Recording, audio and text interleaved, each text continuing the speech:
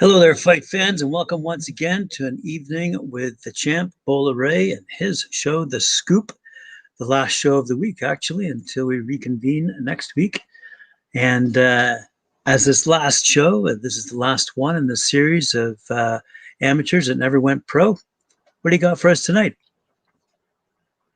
Well, this one is a little different. So today I'm going to talk about a name that hasn't been in the boxing realm for over 2 decades.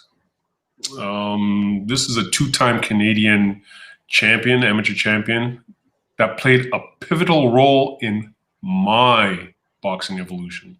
Hence why I wanted to give him some much needed thanks. My name is Bola Raymond Olubuwale. This is The Scoop. June 10th, 1974. In Port Colborne, Ontario, Steve Gallinger was born, but has since moved to St. Catharines, Ontario. Steve's beginnings in boxing was somewhat typical in the sense that there were some older, tough guys that he knew that were boxing and wanted to emulate them, so he followed in their footsteps. He was 10 years old when he had his first competition. Now, he doesn't remember the name of the fighter. He doesn't remember where it happened.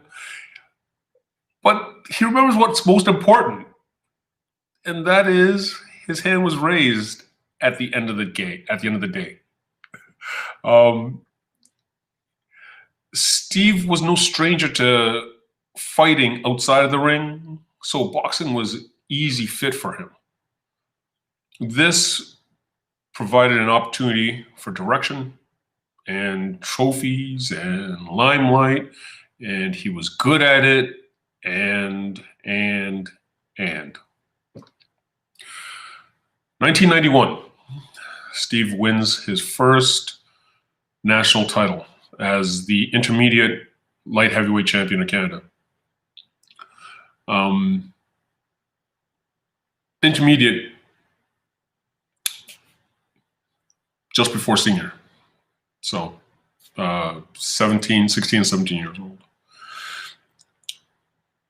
He then goes on to win a silver medal later on that year at the Junior Worlds. 3 years later, he then goes off and makes another appearance on the national team, and once again gets another piece of hardware, a silver medal at the Commonwealth Games, this time as a heavyweight. So I first met Steve the following year, following these games, where I was staring him down from across the ring. Now, that day didn't prove too positive for me, but hey, it was nothing shy of a tutorial in boxing, because at the end of the day, that was my 6th fight going up against a former silver medalist. I held my own. I did all right, I think. But at the time, I was beyond gutted and angry. I wanted Steve so bad after that fight. So be it. Now,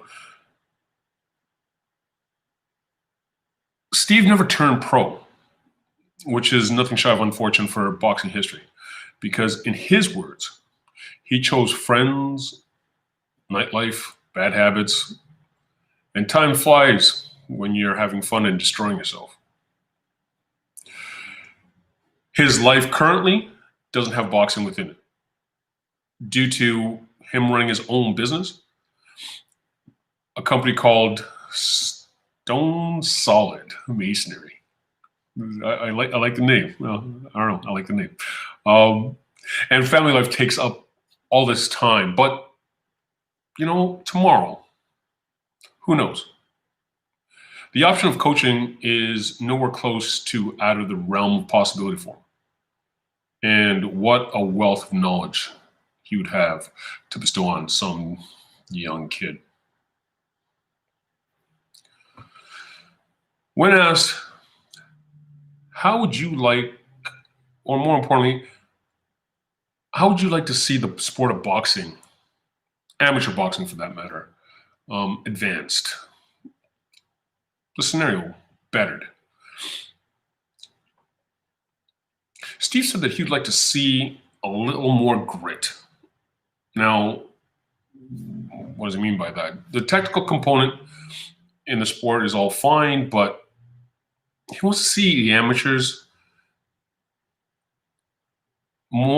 getting more into a pro style and the fighters fight, which speaks volumes because, truth be told, that's exactly what Steve was like. Like,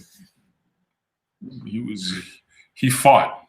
He didn't score points. He fought. So now, my reasoning for doing this piece on Steve is for me to give him a great deal of thanks, which he's probably saying, why?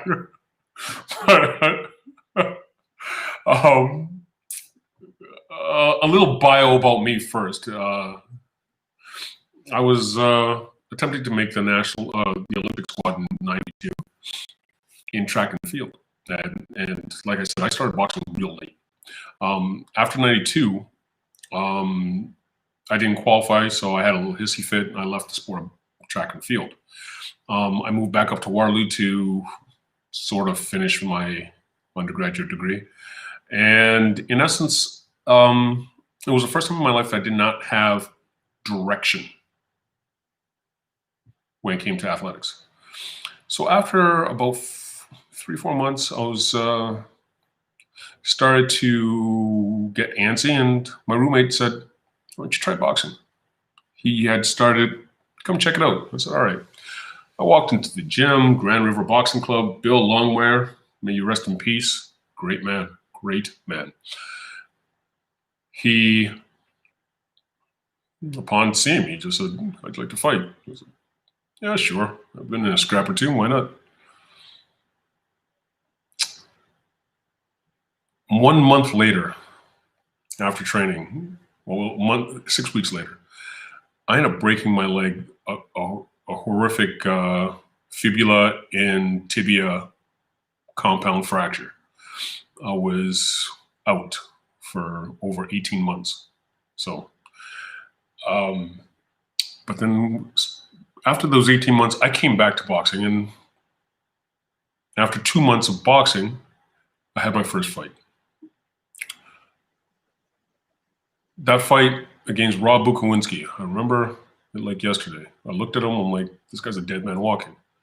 He's a lot smaller than me, not in shape or anything, not overly in shape. And I destroyed him for the first round. And then I was gutted. I was absolutely tired. I had never had a sparring session prior to having my first fight. So I had no idea what pacing was anything was. I just beat him up on athletics. And a second round came out, and I just had nothing left. So the ref called the fight, and he's all beaten up and battered, and he got the W. I said, all right, well, I just attributed that loss to it was supposed to happen. I was out of shape. A couple months later, I am in St. Catharines for the provincial novice tournament. Now, what a novice is anybody who has less than 10 fights is a novice. And then open class is anything above 10 fights. So I go into this tournament, and over the course of 3 days, I had 3 fights. The first one, I decimated a now friend by a score of 52-18. Then the next 2 guys I stopped within a round. The second guy, I stopped him within 30 seconds. So I'm riding on a high. And now we're talking, this is 95, we're getting ready. If I wanted to go on to the Olympics for 96, the trials were coming up in a month. So I'm going for it. I talked to my coach. He says, I think you could do it. I didn't know a damn thing. And I got pushed into the ring. Now, open class, I think that open component stands for open season, like open season on you.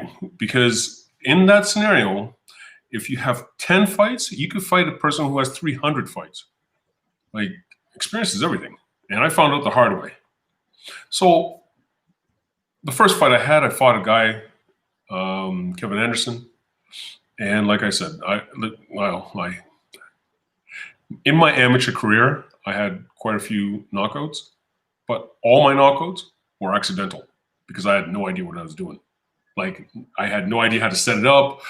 I just fought on athleticism, and if I caught you, yeah, great, but the likelihood, it's a crapshoot. So, and I happened to catch Kevin in the first round, and I sent him sailing through the second and third ropes onto the computer table. All of a sudden now a reputation is born.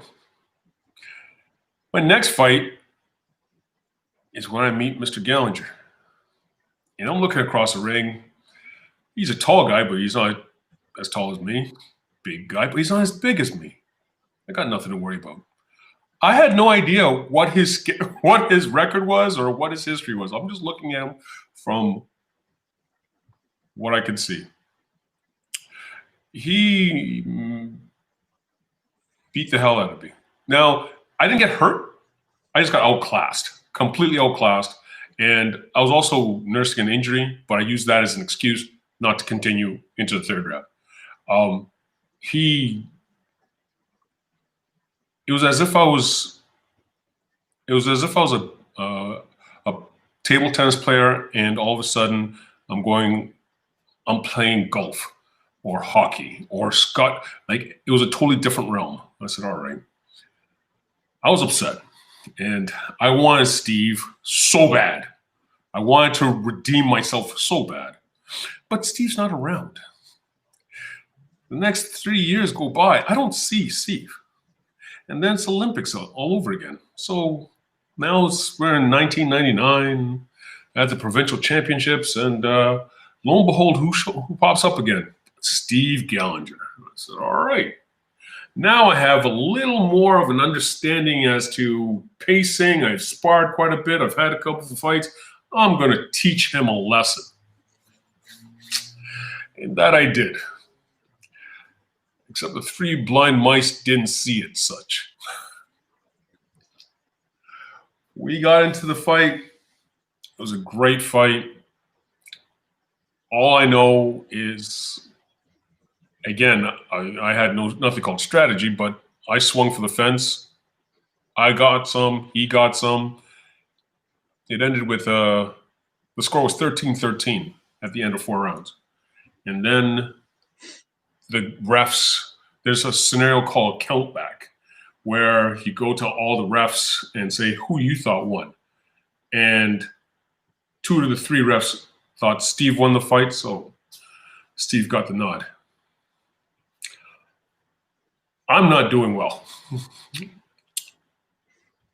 But within 2 weeks later, this was a special year because it was the first time they had provincial box-offs.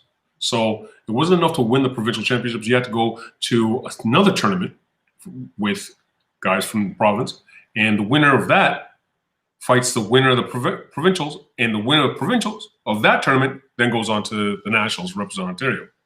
So now I meet Steve again for the 3rd time at the box office. And I'm ready. And that's when I saw it. And that's when my eyes got open to what boxing is and what can be done, what could be done, and what should be done in the sport of boxing. We go into the first round. Round finishes, I'm up 1-0. We go into the second round. Round finishes, I'm up 4-1. Third round finishes. Steve is caught up some which way, shape, or form, and now it's 4-4. We're going to the final round. And Steve's hand is raised at the end, 6-4. He completely shut me down. He used strategy. Ever prior to this, I was of the school of thought, as so many people in society who has absolutely no idea what the hell boxing is, that might is right. I'm bigger than Steve. He's a big guy. I think he's 6'4", 6'5", but I'm 6'7". I'm stronger than Steve.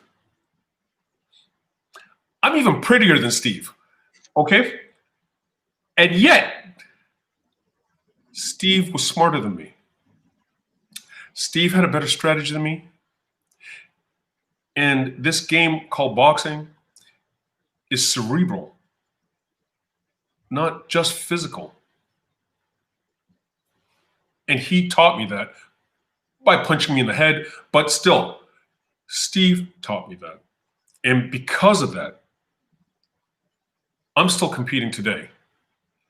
And I'm still thinking today when it comes to boxing. I want to thank Steve.